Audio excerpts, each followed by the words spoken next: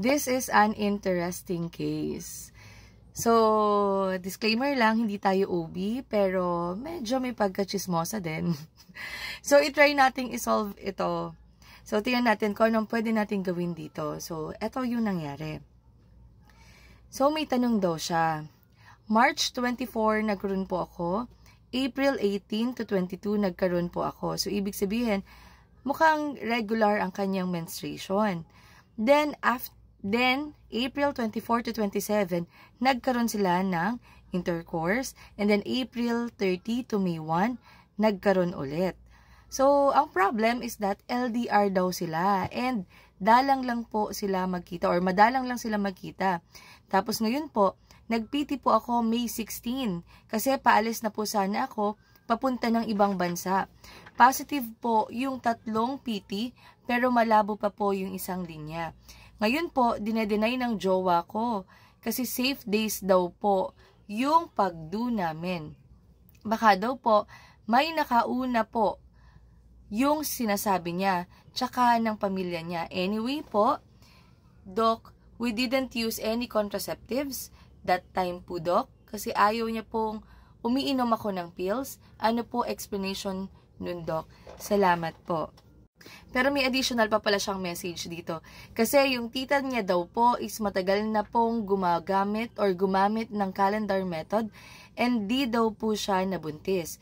7/7 method daw po. Imposible daw po na nabuntis ako. Dinedenay nila yung baby kasi di daw po sa jowa ko. Baka daw po may nakauna. Kahit mamatay pa po ako, di po ako nakipag-tsuktsak sa iba po talaga. So, syempre, ang makasagot niyan talaga ay ikaw. Kasi alam mo kung sino talaga or kung ilan, kung meron man, or kung walang iba na nakagalaw sa'yo. So, kung walang iba, definitely, kayang-kaya mong sagutin na siya talaga ang tatay nun. Pero sige, try nating i-compute. So, bago natin computein, ang calendar method, which is kasama siya sa mga natural family planning, ay meron din pong failure rate. Ibig sabihin, hindi po yan 100%. Meron pong chance na mabuntis. Kung natural family planning po ang gagamitin, meron po siyang typical failure rate na 24%. So, hindi po 100%. Meron pong chance. Pwedeng sa tita nung guy, sa kanila, yung ginagamit nila na family planning method is 100%. Kasi pwedeng sa kanila is okay yun. Pero hindi po sa bawat babae ay uubra or 100% yung ganong method. So, ang importante po nating tingnan po dito is yung fertile days. Kailangan pong malaman with the calendar method kailan yung fertile day ng babae. Kasi sabi nga dito, yung ovum or yung itlog ng babae ay viable for about 12 to 24 hours. Kaya po, nasasabi natin na 1 day lang halos yung fertile days or unsafe ng babae.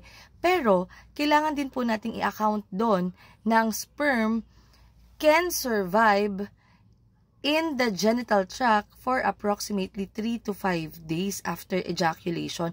So, imagine mo, pwedeng may nangyari po sa inyo 5 days before the ovulation day, kung buhay pa po yung sperm doon, pwede ka pa rin pong mabuntis.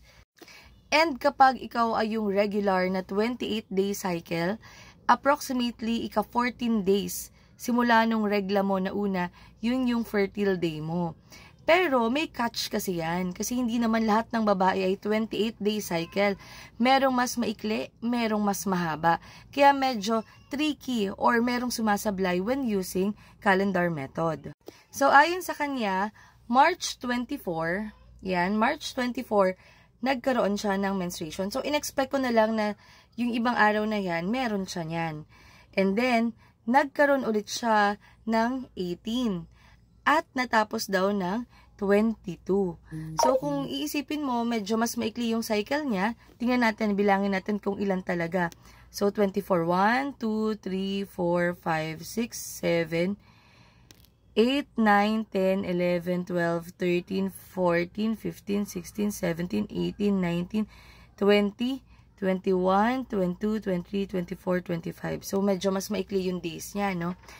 Pero, may nangyari daw sa kanila ng 24, 25, 26, 27. And then 30, 31. Ngayon, nagkaroon siya or nag-test siya ng pregnancy test at nag-positive nitong 16, May 16. Pero yun, tinatanggi daw ng lalaki. So, para hindi na tayo mahirapang mag-compute, gagamitin natin yung OB calendar. So, nilagay natin dito sa LMP niya. Ibig sabihin ng LMP is last menstrual period kung kailan ka nagkaroon ng regla. Yung pinakaunang araw na nagkaroon ka ng regla. So, sabi naman niya, April 18 to 22 siya nagkaroon. So, ang ilalagay natin dyan is April 18. And then, dito, makita niyo yung conception. Ibig sabihin, dyan nabuo yung bata, May 2.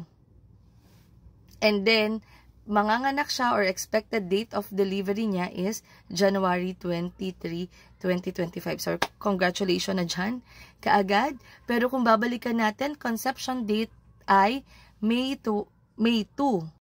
At kung babalikan natin tong calendar na ito, May 2, pwedeng mabuo yung bata, pero May 1 may nangyari sa kanila. So, kung halimbawa, ito yung fertile day niya, at yung sperm, meron siyang sperm nung May 1 na pwedeng mabuhay ng ilang araw pa, so may possibility talaga na mabuntis siya nung mga time or yung mga days na nagkaroon sila ng contact. So, base dito sa kanyang history ng regla, there's a possibility talaga na yung lalaki ang nakabuntis sa kanya. Pero yun nga, ang pinaka makakasagot talaga niyan ay yung babae. Kasi alam ng babae kung sino ang kanyang nakakatalik. So, sana nakatulong, ingat at bawal magkasakit.